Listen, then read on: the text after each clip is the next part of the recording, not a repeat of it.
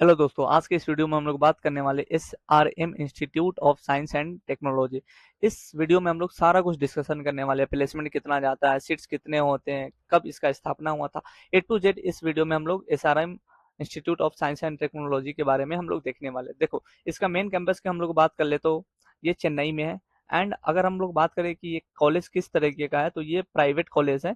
And main campus कहाँ पे है? लगभग चेन्नई के आसपास 250 एकड़ में ये फैला हुआ है। अदर कैंपस की बात कर ले तो ये सारे अदर कैंपस है। यहाँ पे भी S R M technology of science and SRM institute of science and technology फैला हुआ है। NACC ग्रेड की बात कर ले तो A++ है। एंड NIRF 2025 ओवरऑल रैंकिंग देखा जाए तो 22 है।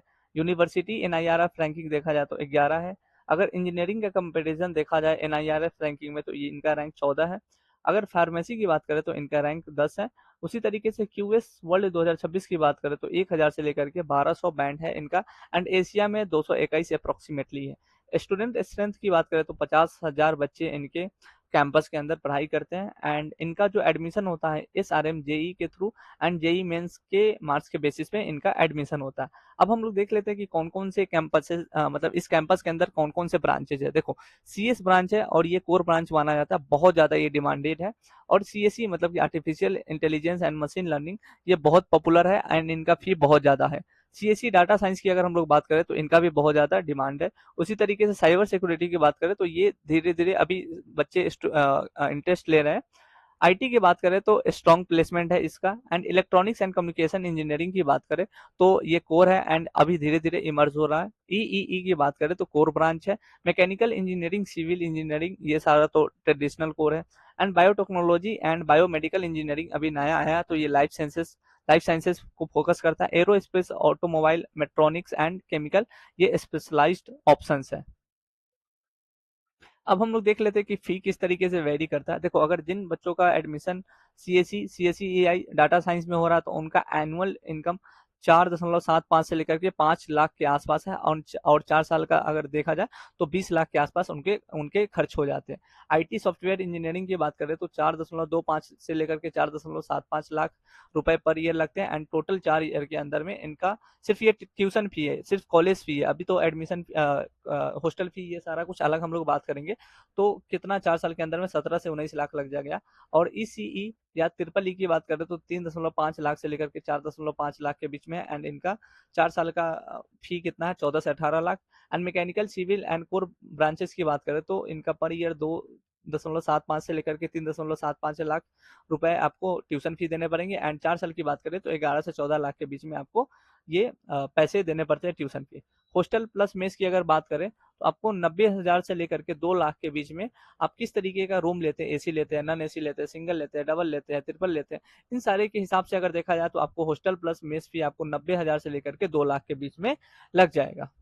उसके अलावा क्या है, स्कॉलरशिप की बात करें तो founders scholarship, full partial tuition waiver for the top SRM JE, मतलब कि इनमें ना आपका फी कितना जाएगा वो डिपेंड करता है आपके रैंक पे। SRM JE मतलब SRM J या आपका जो JE मेंस के मार्क्स है ना, उसके बेसिस पे आपसे फी लिए जाते हैं। और जो भी मतलब टॉपर्स हैं उन्हें अच्छे खासे स्कॉलरशिप भी प्रोवाइड किए जाते हैं। अब हम लोग देख लेते हैं प्लेसमेंट कैसा था 2025 एंड 2026 में। तो हाईएस्ट पैकेज गया हुआ था 60 से 61 लाख LPA। एवरेज पैकेज की बात करें तो 6.5 लाख से लेकर के 7.3 LPA। टॉप ऑफर्स की बात करें तो 8,000 से 10,000 बच्चों को ऑफर किया गया था प्लेसमेंट। एंड कंपनी लगभग 900 से लेकर के 1,000 के आसपास कंपनी यहाँ पे विजिट किए हुए थे। प्लेसमेंट रेट की बात करें तो 90% एलिजिबल स्टूडेंट्स थे तो उन्हें प्लेसमेंट हुआ था।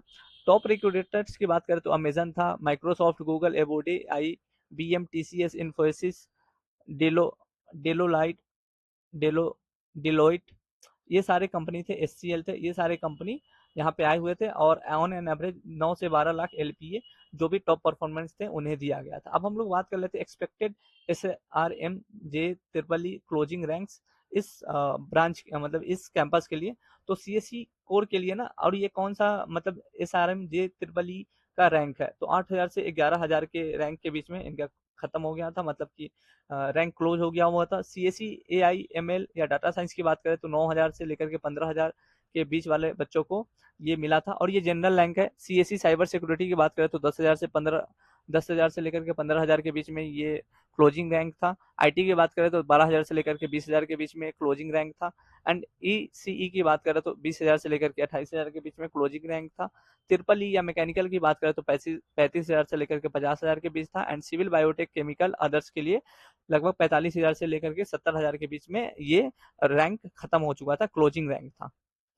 और अब हम लोग बात कर लेते हैं एडमिशन प्रोसेस कैसे है बीटेक के थ्रू। तो अपियर इन SRM-J-EEE, या तो आप जेई मेंस के थ्रू भी आप यहाँ पे एडमिशन ले सकते हैं, या तो आपको SRM-J-EEE में एग्जाम देना पड़ेगा, और एग्जाम बार बार होते रहता है, तो आप अप्रैल से लेकर के जून के बीच में कभी भी एग्जाम दे सकते हैं। देखो, रजिस्ट्रेशन की बात है तो आपको जा करके वहाँ पे रजिस्टर करना पड़ेगा। फिर जो भी आपसे चीज़ मांगा जाए आप ब्रांच प्रेफरेंस डाल दो। फिर उसके बाद सीट अलॉटमेंट हो जाएगा, डॉक्यूमेंट वेरीफाई कर लिया जाएगा, फी पेमेंट हो जाएगा। उसके बाद जेई मेंस के मार्क्स के बेसिस पे भी यहाँ पे आपको एडमिशन मिलते हैं। एलिजिबिलिटी की बात करें तो 10+2 with physics, chemistry, mathematics, minimum percentage आपको 50 से 60% होना चाहिए, डिपेंड्स ऑन द कैटेगरी। अब हम लोग बात कर लेते हैं कौन कौन सा फैसिलिटी यहाँ पे अवेलेबल है। तो लार्ज 250 एकड़ campus with modern academic blocks, research centres, innovation labs and incubation facilities, अलग अलग तरीके के यहाँ पे फैसिलिटीज देखने को मिलता है। हॉस्टल फैसिलिटीज बहुत बढ़िया है, क्योंकि यहाँ पे हॉस्टल फी बहुत ज्यादा लिया जाता है। उसी तरीके से बॉयज एंड गर्ल्स का हॉस्टल अलग अलग है। स्पोर्ट्स कॉम्प्लेक्स है, स्विमिंग पूल है, जिम है, मल्टीपल कैंटीन्स है एंड फूड कोर्ट्स है। स्ट्रॉन्ग रिसर्च कल्चर है, high number of publications, patents and international collaboration है। Active students clubs, cultural festival है, उसी तरीके से technical fest and entrepreneurship activities है। Good connectivity of Chennai city, लगभग 40 से 50 किलोमीटर के दूर पे एयरपोर्ट हमें देखने को मिल जाता है। अगर प्रोस की बात करें तो स्ट्रॉन्ग NIRF रैंकिंग है among the private universities. University rank 11 है एंड इंजीनियरिंग NIRF रैंकिंग देखा जाए तो 14 है। Very high volume of placement offers, लगभग 90% बच्चों को यहाँ पे प्लेसमेंट मिल जाता है।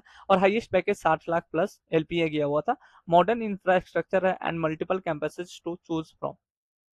आपको बहुत सारे कैंपसेस देखने को मिलते हैं, तो उन सारे कैंपस में भी जाके आप एडमिशन ले सकते हैं। Wide range of CSE specialisation, AI, data science, mainly इस कॉलेज में ना स्पेशली CSE को ज़्यादा प्रेफरेंस दिया जाता है।